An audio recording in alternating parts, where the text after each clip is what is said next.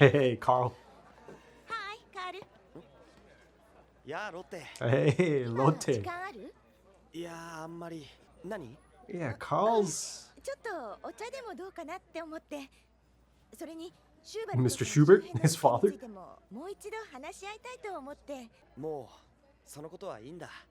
でもごめん。今ちょっと急いでるんだ。 Mm. 父が出席しなくちゃいけない会合があってね。 She misses それじ him. ゃ。今度のダンスパーティーなんだけど、二人で。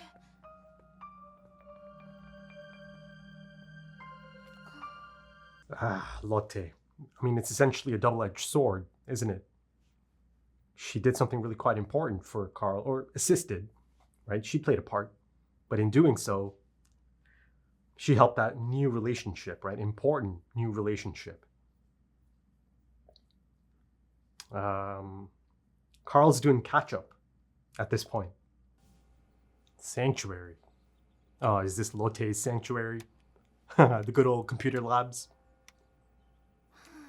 栄冠ですよ。あの子また来てる。 That girl? 綺麗な子よね。 Ah, 神様は不公平だわ。 Nina. It's あ gotta ん be. な子なんて悩み事なんかないんだ。 Oh, come on now. That's a bit unfair. Yeah, that's her.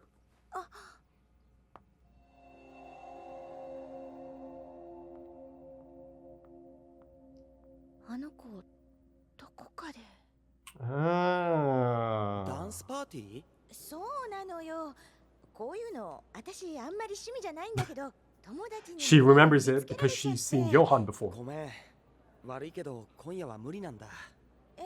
州議会議員団と食事会があっ Look て at ね。 this, moving up で in the もただ world. の食事会じゃないんだ。君だったらダンスパーティーでも引く手あまただよ。じゃあ Yeah, but she needs you though. 私も別に行きたいわけじゃないから。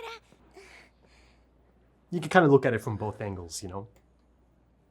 But yeah, let's not forget that moment. She seems familiar because both her and Carl know Johan. They've seen him before. Look at that, the profile. Again. あなたって。あなたも丸ごとランガーについて調べてるの？ Margot Lang. Margot. ああ、何も慌てて消去することないでしょ。私も調べてるんだから。 She needs 大 someone, 学の a レポート friend. の資料よ。ほほう、なかなか優秀よ、ニナ・フォルトナーさん。マルゴット・ランガーと大富豪ハンス・シューバルトとの間に生まれた子供 Yeah, she played her part. シューバルトに認知されて彼の世継ぎに収まった。その息子がシューバルト周辺の事件に関与している可能性は？それはないわ。 100% sure. ない。随分熱心ね。 It's all happening in 大 Munich. 学の研究レポートのためだけにしちゃかなり深入りしてるじゃない？そうかな。研究レポートなんかじゃないでしょ。 She's clever. 実は人を探していて。一つ質問していい？あなたみたいな人でも悩み事なんてある Oh, の？ again, it's a bit unfair. だからあなたみたいな綺麗な子は世の中すべて思い通りになるんじゃないの？ Lotte, you're judging a book by its cover. 例えばあなた恋愛問題とかで悩んだりすることなんてないでしょう。 It's not fair. いいのいいの。私みたいな悩みなんて縁がないでしょ。 But again, looking at it from her perspective. やっぱり神様って不公平よね。今夜付き合わない？ダンスパーティー。 Is Nina up for something like that? I guess so. Hey, didn't Roberto bring 私は Ava そういう here? ところはちょっと。 Or まあ place that まあ looks similar そう at 言わ least. ずにあなたと一緒にみんな声かけてくるわ。 Hey, Lotte, come on. 私はあなたのおこぼれに預かるから。もうロッテったら。はーい。そら来た来た。俺超自然現象研究会のコンスタンティン。よろしく。 Hey. あらま、ずいぶんなのが来ちゃ Oh, った。よくまああんな顔でニナに声かけられたもんね。Lotte. ロッテ。え？今夜パートナーになってくんないかな。私？どういうこと？やったじゃないロッテ。 So he knows her, but she doesn't know him? ああいうの趣味じゃない。全然趣味じゃない。一緒にいてよニナ。 He's part of that group, right? I saw like a shot of them, 3 of them, in that club. 私たちなんか浮いてる。そうね。そうねって、あの後何人もあなたに声かけてきたのに。 Eh, リナがそっけなさすぎるのよ。別にそっけなくしてなんか。 yeah, she's got a lot on her plate. でも久しぶりに楽しい。え？学生たちが集まって Yeah, this みんな must で楽 seem しく遊べて mundane. こんなの本当に久しぶり。ニナ、あな That's た the って theme playing in the background. う Oh? ん、あなたって見かけによらずお堅いのね。 Yeah, you judged her a bit too quickly. 見かけによらずってどういうことよ。 At least she's taking it in good spirits. Oh no, ロッテ this could end badly. 頼むから踊ってくれよ。うわ、また来た。しつこい。 He is really quite ちょっとで persistent. いいんだよ、ちょっとね。しかも酔っ払ってるし。 Uh, なあ Nina, do your 話 thing. してよ。別にこっちだって好きで誘ってんじゃねえや。何よその言い方。失礼ね。とにかく人踊りすりゃいいんだよ。 Lote's being kind of rude as well やだ throughout the やめて episode, よ really. そうすりゃ金になんだから。金？どうしたもこうしたもねえよ。おーカールに頼まれたんだよ。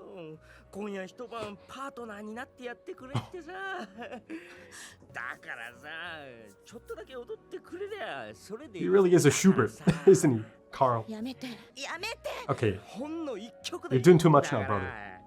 Yes. That's right.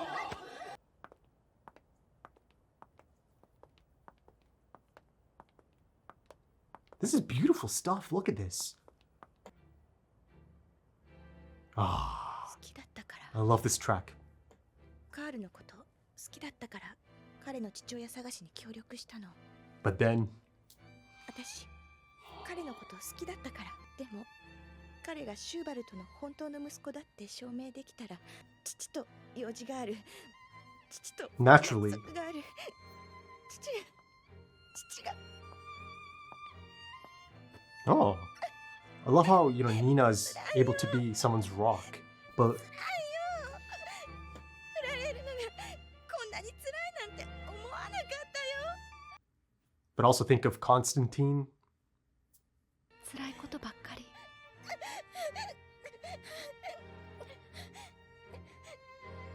Oh? でも大丈夫。きっと大丈夫。悪いことはそんなに続かない。 It's kind of 続けさせちゃいけない。 it's Nina telling herself that as well. Oh, beautiful. I thought I thought Lotte might go for the kiss. 探してる人会えるといいね。 J- z-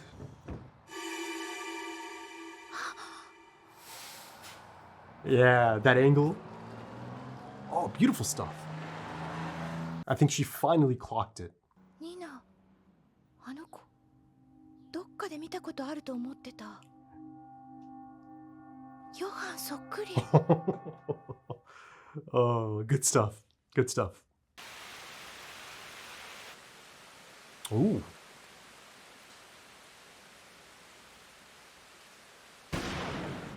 Ah. Okay, Mr. Tenma, Dr. Tenma. Look at those eyes. Not bad. なかなか大した腕じゃないかドクター。まああんたの腕というより銃の性能がいいんだがね。ドイツ軍の正式狙撃銃のトライアルには落ちたけれど、その銃なら300メートル離れたところから Beautifully 5センチ detailed. の Look at 円 this. の中に撃ち込める。ど素人でもな。あとは的の邪魔になるような障害物のない場所。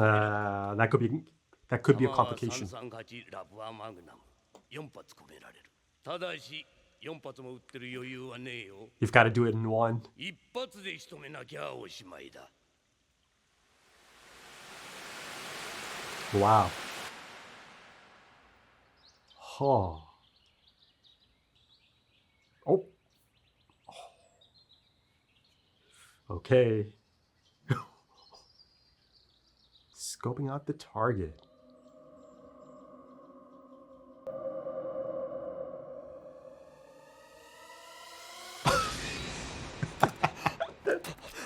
I knew it. It's such a Johan thing, isn't it? I like the addition of the gunshot. If looks could kill, shooting daggers. Good stuff. 毎日来るね。バードウォッチングかい？ The forest hermit. 毎週木曜日はこの森に来訪者が多い。あの老人連れの若者2人。そしてあんた。あんた、この森が好きかい？私はこの森に謝ってるんだよ。60年間ずっとな。 Whoa. There's some history here. So, he doesn't miss much, does he? I think he's already clocked it that Tenma is beautiful. Looks so tasty. But not tasty to Tenma. なんだい、自慢の料理なのにほとんど手をつけてないじゃない Delectable か。 food isn't even a pleasure anymore. Doesn't even register, but look at this. Scoping out the next joint. Nope, can't do it here.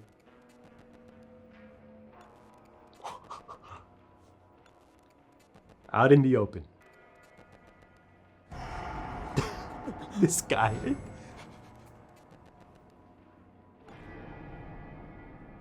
Isn't it crazy that Johan's the one who's being scoped out on the other end of the sniper, yet he's in control? He leaned down on purpose, of course. So the kids, come into the scope. He's struggling, man. This is not ideal to be handling something like this. Exactly. Again.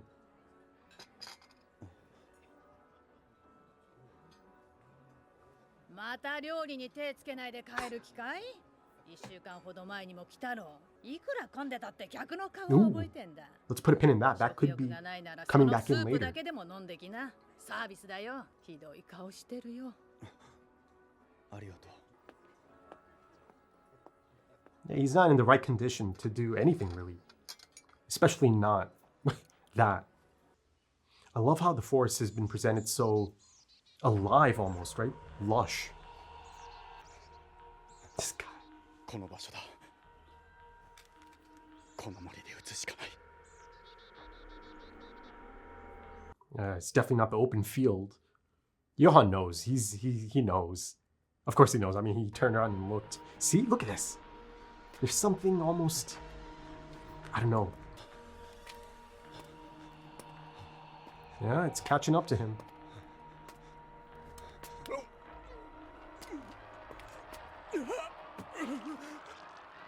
And he's not even eating much, right? Yet still. Taking a nap? Oh no. Oh. 助かったよ。長年この森を歩いていて足を踏み外すとはな。あんた医者かい？ Interesting, he flinches the moment he hears that. 最初見た時はハンターかと思ったが、どうもそうじゃないらしい。 He knew. And I'm sure Johan's run into this man as well at some point. 昔、野鳥が肩に乗ってくる男がいてな。こう手を伸ばすと野鳥がそいつに止まるんだ。 Okay, he speaks of himself then. Okay, そい old つは timer. 子供の頃、 Go on then. いつもこの森で鳥と一緒に過ごしていた。だがやがてヒトラーの時代が来た。そいつは刑事警察に所属していた。国家社会主義ドイツ労働者党がこの国に理想をもたらすと本気で信じていた。ある時そいつは命令を受けた。 A true believer 凶悪 at the 犯 time. がこの森の中に逃げ込んだ。この森に詳しいそいつが追っ手として抜擢されたわけさ。凶悪犯は見つけ次第射殺せよ。そいつは勝手知ったる森の中、凶悪犯を追ったところが、相手を追い詰めてみれば凶悪犯どころかどこにでもいるようなただの But 外国 orders 人 are だ。 orders, I しか suppose. し、その外国人が何者だろうと選択の余地はなかっ Interesting. た。 For Tenma's そいつ own は story 命 arc. 令を実行した。 Ah, apologizing. Atonement. Yeah. Wow. Okay. Listen, I'll be honest, it's a tad bit それから contrived that. 鳥はそいつの肩に乗ることはなかった。 Oh. 以来60年間、そいつは謝り続けている。 The ghost of the forest. ごめんよ。 The forest itself is like this living thing. Look at this. でも、もう鳥は近づいても来ない。 This could be Tenma's future. A glimpse into the future, rather, for Tenma.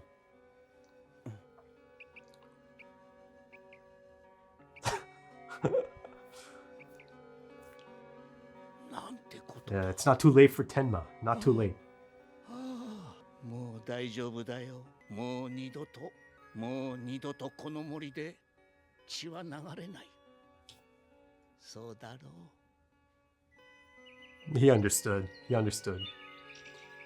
So both him and the forest understand that he's not, I don't know, he's not a killer. He's a healer. Ah, that's a great episode. Great episode. You know, he hasn't tainted the sanctuary. Ah, yes, Urasawa and Monster. I've missed this, man. I've really missed this. Just, you know, the ensemble cast and how much of an impact just, you know, single appearance characters can make, right? And, you know, beyond just single appearance characters, you've got, you know, supporting cast members or secondary characters. In this case, someone like Lotte, who I did not expect to get this type of spotlight again, right? But, you know, it completely checks out in terms of the things I've experienced in this anime so far. So I'm actually really quite glad that she's brought back in. Right now, it's from the other side of things. And of course, I'll get into that. But, you know, I've missed this whole, you know, paranoia that just kind of permeates, you know, throughout the atmosphere of this anime, of this story. And then, you know, in turn, that kind of gets transferred to us, the audience. You know, I mean, it certainly gets transferred to me, you know, because at all times, anything that happens, you know, a part of me is always thinking, did Johan set that up? Did Johan make this happen? Did Johan expect this? Right? Hell, you know, it's not completely out of the realm of possibility that the old timer, you know, the ghost of the forest, as I refer to him, and, you know, the forest hermit, it's not out of the realm of possibility that he's a plant, right? It's a possibility, but to give my take on that, immediate take on that, I don't really truly feel that this is a plant. You know, that Johan actually briefed him and all of that, set up a story for him because, listen, it's quite a personal and specific story about his past and his journey of atonement, his lifelong journey of atonement, you know, apologizing to the forest. I love that. Love that aspect of that little mini story that's presented here. And then, you know, the things Tenma is able to get out of it as well, you know, how it relates to Tenma's own trajectory and his character arc. But yeah, you know, I think my stance is that Johan most definitely knows the old man because he's come across him at some point. You know, they made it clear that the old man doesn't miss a thing. He knows who those people are, or, you know, the schedule, the routine, right? And he knows that Tenma is another one that shows up quite a bit now, right? And he's probably put it together that it's around the same time as those three show up. So he understands as well. And in the conclusion of that, he actually even said something, didn't he? Isn't that right? As he's looking at Tenma. I'm speaking of the old timer. This, of course, right after the bird lands on his forearm. Again, beautiful moments, right? Beautiful moments. And like I said, you know, the forest, I loved how it's presented as this lush, alive thing, a sanctuary, essentially, as the title suggests. And I love that, you know, that became apparent and clear to me really early on, or at least early on, in that segment of this episode. You know, it's a tale of two halves, of course. But yeah, you know, the way the forest is photographed, or I mean, shot or storyboarded and presented, right? Again, it really truly felt like this living, breathing place. And by the end of that episode, yeah, you know, it is kind of leaning into that, isn't it? You know, I said both the old timer and the forest understand that, you know, Tenma is not a killer. He's just not that. He's a healer, right? Of course, the bird landing on his forearm, being a sign of that, right? That he isn't lost yet, right? He could be looking at his future, sitting in front of him, eternal regret, the eternal journey of atonement, right? Regrets that last you decades, regrets that last you a lifetime, the rest of your life, right? So yeah, I think it's really quite poignant, even if it is a tad bit convenient or contrived or not so subtle, right? But the thing is, I've seen at this point that it's not a case of trying to be subtle at all times. I've seen it through Urasawa's writing. Sometimes the point is really quite blunt, and this is one of those cases. But yeah, finishing up my point about Johann and the old timer, I believe he clearly knows the man's story, right? He must have run into him. They must have spoken. So Johann is pretty certain that this is a good spot, of course, right? It's all by design. He knows that this is a perfect spot to hit him. But within this perfect spot, perfect area for this is a third party, right? That can influence Tenma. And ultimately, yes, I believe by the end of it, it has influenced Tenma. I cannot see Tenma, deciding to continue using this spot specifically, right? I'm not saying he's done just yet. I don't think he's completely, given up on the whole killing Johann thing. No, I don't think so at all. It's still early days, episode 32. But I think effectively he's moved on from this spot. And look at that. I think, that's exactly how Johann wanted it to play out, right? Like I said, he's in the scope of a sniper.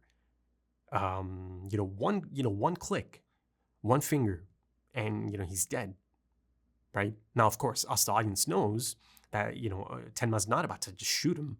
Certainly not at this stage.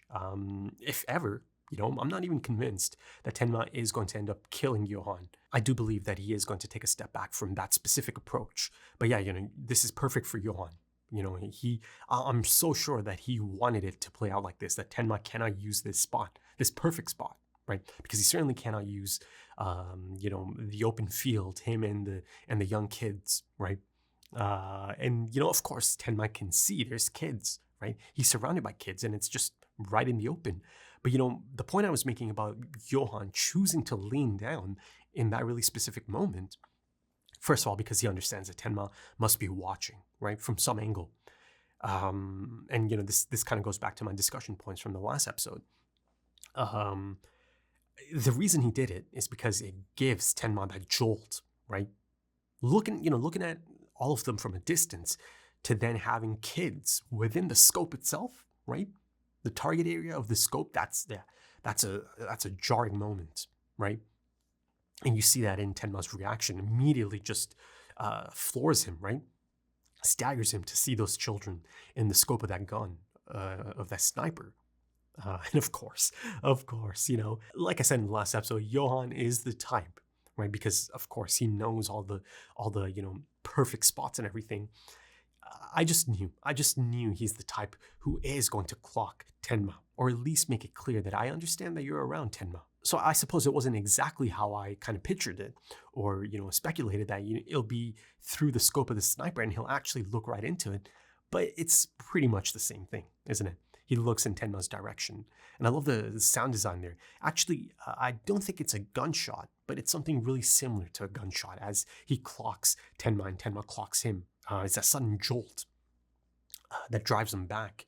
And, he just loses control for a moment, doesn't he? He panics. Tenma, that is, and that's by design. Johann knows how Tenma's going to react to this little, subtle movement into that direction. But even though it's not, literally a gunshot sound effect, it's something that sounds really quite similar, isn't it? So I love that, man. The person that's holding the sniper is the one who is essentially on the back foot, and Johann's the one who's shooting daggers, right? If looks could kill. So of course, effectively, of course, he's not going to be able to use that open spot, right? And again, it's all about optics and perception and public image. Johann's openly being seen, not just by Tenma, by others, right? As this type of person, a respectful or respected young man, right? Impressive young man. So there's a really specific persona being put out there by Johann, right? And again, he's surrounded by a lot of really important people, people that are really quite, I don't know, elevated in certain, positions. And he is in the media as well at this point. So, that image, the optics are by design. It's really quite crucial for Johan. So, even if once maybe someone like Lunge or, anyone else begins to take that approach of, okay, let's try to take him down in another, fashion. I mean, the approach that both Dr. Gillen and Reichwein are trying to take, make a case against him, right? So they can exonerate Tenma. So if it does begin to go down that path and it becomes this open thing, open investigation, including maybe down the line someone like Lunge, then, Johan's got this, right? The public perception of him, the optics, the identity that he's built around this, around himself, essentially. But, just this figure that is, the assistant, the right-hand man, essentially, to Schubert, right? Schubert, who's making a comeback, has been making a comeback quite recently, right? Things are looking good.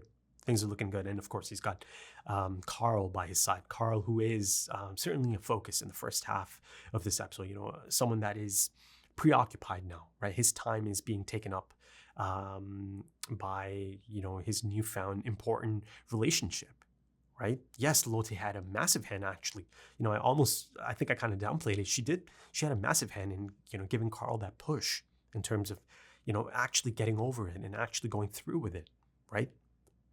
So yeah, I'll get to that aspect of it in a bit. Lotte is in a really interesting and specific state of mind, and her behavior is because of that. And of course, that also includes her being a little bit rude in that state of mind, right?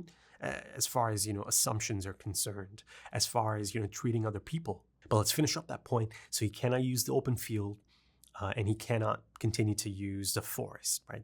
Tenma understands he simply cannot continue there. And I think at this point, it's really quite clear to Tenma as well. I think it must have been clear to him for some time now, right? He's intelligent. He understands that essentially mysterious forces are at play here, right?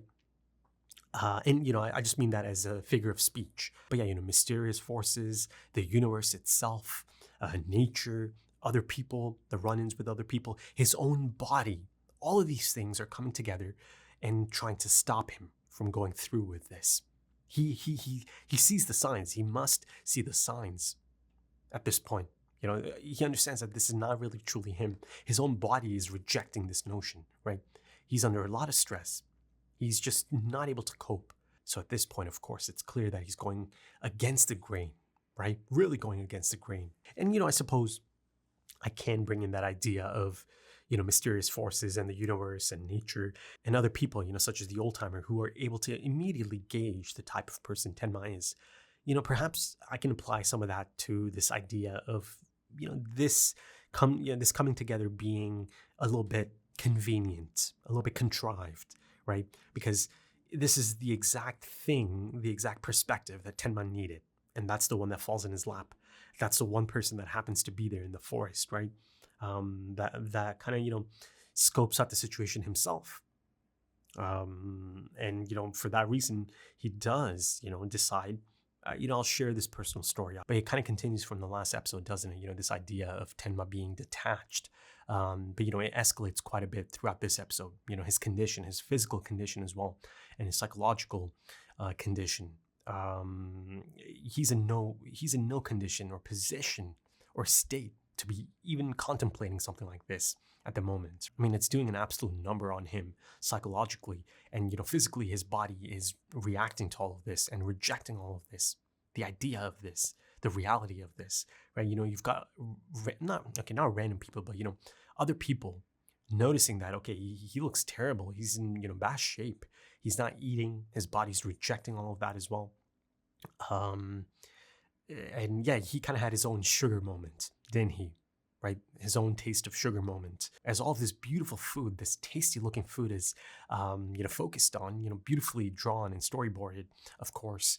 But you see, to us, it seems really quite tasty and delectable, but Tenma, it doesn't even register as something, that could be delightful at the moment. Everything just seems the same, he's just indifferent to it. And, of course, they kind of, double down on that idea as the lady who runs a restaurant, I suppose, she even said, oh, this is our famous food. And he just left all of it, didn't try any of it. But, kind of as expected, the closer it gets to becoming a reality, him actually being that close to executing Johann, right? Essentially seconds from it. If he really truly wanted to, the closer it gets to becoming a reality, the more he struggles, right? Naturally, of course, as expected of someone like Tenma. Increasing complications, be it internal or external, right? And beyond that, other forces that are essentially at work as well. But, going back to the old timer's perspective and his story, his life story, essentially, this idea of being told who someone is and discovering who someone is, right? The first one essentially kind of taking it at face value, right? Being told that, this is the target, this is who they are, a vicious criminal. That's all you need to know. Orders are orders. Go after him, right? And then, understanding upon discovery that, okay, it's just a foreigner. That's all it is, right? But, they're being painted in such a specific light. And again, ultimately orders are orders, as he, belonged to a police force at the time. And yeah, he ended up making a mistake that he regrets till this day. Connecting that to Tenma, maybe a part of Tenma might be thinking, okay, hold on, maybe I should give this another chance, trying to really truly understand Johann. It might be difficult, given everything he's experienced up until this point, but maybe he can try to look at it once again, right? Really truly get to the bottom of it, if possible. But yeah, of course, this idea of following orders, right? And truly believing in a cause, legitimately believing in that cause, that it is going to be for the better. And yeah, the really specific subject matter as well. Yeah, it's not subtle. It's not subtle. It's quite a blunt message. But yeah, to finish off that segment, yeah, Johann, the master manipulator, he's all over this. He is, right? He's the one who's in control, and now that both these locations are off the table, it'll be interesting to see how Tenma proceeds. The next potential vantage point for all of this. So let's see. I'm sure it's exactly how Johann wants it to play out. I'm so sure of that at this point. But let's shift the focus to the first half of this episode. The surprising first half, for a couple of reasons. Of course, the return of Nina here in Munich, right, becomes really quite clear that it is Nina in the computer lab, but also the focus on Lotte and how Nina is able to kind of help her out at least a bit, through this. She, Lotte really needed someone, so she immediately kind of latched onto Nina as well. And listen, Nina actually tolerated quite a bit in this episode, right? I mean, listen, it's all about perspective, but there is a bit of an attack or appraisal of her character just based on her looks here. Now, of course, she is conventionally attractive. She is traditionally attractive. That's how she's presented, both her and Johann. And then, of course, the whole resemblance aspect is coming into play. I think, actually, yeah, I think I have discussed this before, right? But now it's really, really kind of going in on that. So, this might not be the last time I see this aspect of it. That essentially, if Nina actually has the same hairstyle, right, a haircut or a wig as Johann, she could potentially pass as Johann, right? Could that be something that could be at play at some point? I think there's probably a decent chance of something like that, right? See, for now, it's others that are clocking it, others as in Lotte, and me as an audience member clocking that, ooh, okay, so they're going there, the resemblance aspect of it, and, Lotte understanding, oh, that's why she's familiar. She looks just like Johann. And then, of course, that shot of Nina getting into the bus. And, once the door closes, then, it kind of, the perfect angle of her hair as well at that point. And earlier, they're showing us the profile shot that really resembles Johann as well. And in that shot of Nina in the bus, once the door closes, that, frame, the tight shot of her face actually kind of resembles the Polaroid of Johann, the one that Dr. Gillen pulled out last episode as well to show Lunge, right? So there's something at play here. There's a little too much a little too much of it at this point for it to just be, okay, yeah, they look similar, and that's about it. No. There's got to be more to this at some point, right? That's my expectation. But yeah, as far as Lotte is concerned, yeah, you see that she's really quite upset, really quite sad. She's heartbroken. It hurts. It stings to be ignored, to be cast aside, to, become, I don't know, inconsequential to someone that actually, seemed to be a close friend not too long ago. Someone that you helped quite a bit, right? You see that she feels, and for good reason, that her efforts and her friendship is not being reciprocated, right? And her interest isn't being reciprocated anymore. And listen, to be fair, Carl doesn't have to reciprocate in that capacity, right? In a romantic sense. But, of course, he could have been a bit more tactful about his approach. You see, he's making up for lost time now, right? I mean, this is a massive thing for him, right? Reconnecting with his father who happens to be, a millionaire and, again, another important person. And, essentially Carl's life has changed forever. He's still at school, of course, rightfully so.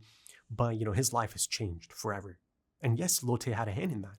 But now she almost kind of regrets that, as she kind of breaks down on the walk home. So yeah, I can kind of look at it from both perspectives. Of course, I can see how it really stings and hurts Lotte, right?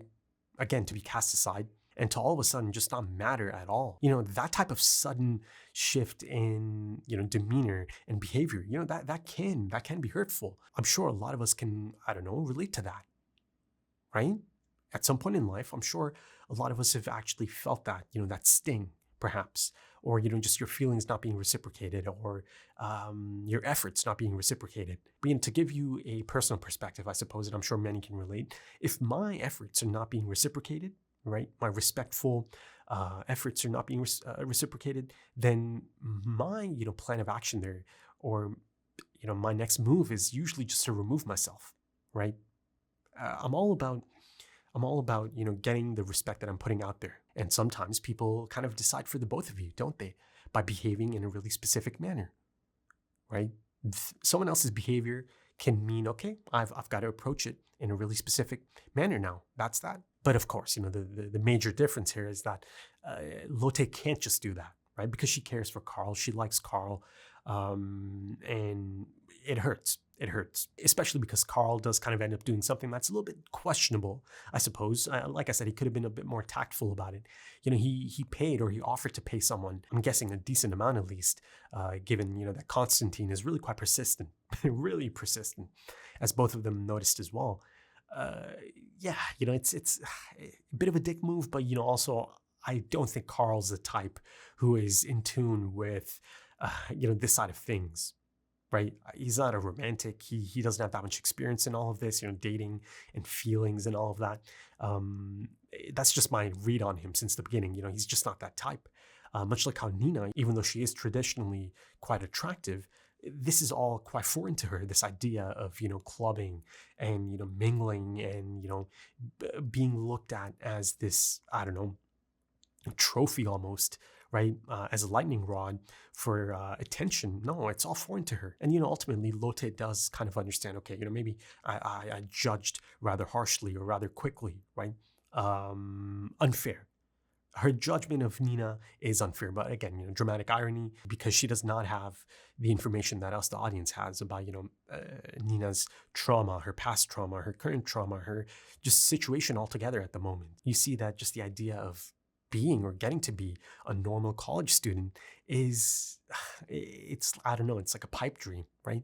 Sometimes the mundane is most welcome, right? I call it mundane because it might seem mundane from, her perspective or from our perspective, given the things that she's a part of. But you see, sometimes normal is all you really want, right? A normal life, a chance to be a normal college student. But that all of that's, it's been robbed from her. So it's really quite a, bittersweet moment for her to take it all in and have that really lovely smile on her face, to see everyone else, doing normal things and just kind of being able to partake in the simple pleasures of life, right? And not having this kind of stress, this kind of trauma lingering over you at all times. So yeah, of course, ultimately Lotte does realize, okay, she was kind of unfair to judge Nina in that capacity, right? But again, that's human nature. That's just human nature. It is.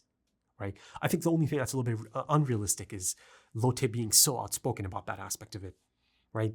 And straight up just, telling Nina, oh, life must be so easy for you. Life on easy mode. And of course, there's truth to that statement. Life can be on easy mode for attractive people. I mean, hell, people are able to make a living out of just being attractive, right? So of course, I understand Lotte's perspective a bit, but I felt like she was being a tad bit rude as well at the same time. You see, look, immediately, she is so dismissive of Constantine, right? She's appalled that, he has the audacity to approach them, or, Nina. How could someone like him possibly come up to someone like Nina, right? But then beyond that, she also rejected him, right? Really rather quickly. So, she's picky as well. She's got standards, right? Yet she's out here talking about, life being on easy mode for someone like Nina. But ultimately, Constantine isn't really truly interested in her, but, the point still kind of stands in her reaction to that approach. But going back to Carl, paying for this, or being open to paying for this, or setting it up, you could also look at it as Carl trying to do something nice. I know but he might be looking at it as, okay, I couldn't go, right? Because ultimately maybe he simply just doesn't have that interest in her at all. And that's fair. I think that's completely fair as well. But he wanted to make sure that she does have someone, that it could be hurtful that she doesn't have anyone else. So from another perspective, you can look at it as Carl maybe doing something nice, or at least he thought he's doing something nice for her. Hell, this kind of takes me back to the whole paranoia aspect of it. Is it even possible that Johan's the one that's actually, doing this? Maybe Johan's the one who approached him. Constantine, that is, right? And he specified a few things, probably, don't say, I sent you, that kind of thing. You never know. See, I said earlier, you have to question everything. Is this according to Johan's plan? There's always a possibility. But yeah, I think that should do it for this one, folks. If you enjoyed that, consider dropping a like, consider dropping some comments, give me your thoughts. If you are interested in early access or full opacity or timer-based full length, consider checking out the Patreon page. The links are in the description and the pinned comment. Also links to social media if that's your thing. Right then, thank you so much for joining me, folks, and thank you for your time, because time is precious. It really is. And I do hope to see you again soon for the next one. Until then, take it easy.